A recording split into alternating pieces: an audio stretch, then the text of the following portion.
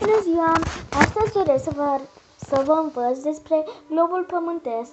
Acest videoclip va dura foarte puțin, deoarece nu știu cât mai am și trebuie să mă apuc de teme și de seară să citesc despre pământ. Bine, la început vreau să vă arăt că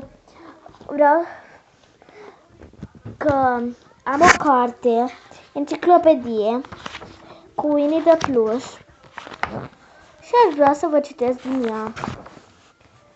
Ok. Pământul se deplasează prin spațiu în jurul Soarelui. Calea pe care Pământul o urmează în jurul Soarelui se numește orbită. Durează 365 de zile ca Pământul să înconjoare Soarele, adică un an întreg.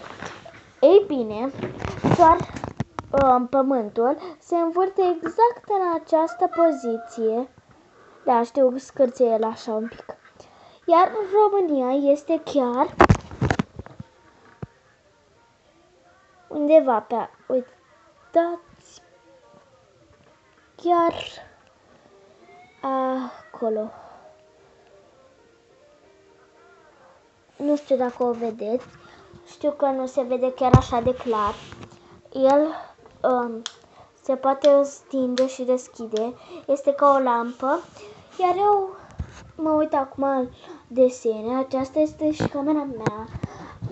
Acolo este sufrageria. Iar eu stau pe pat.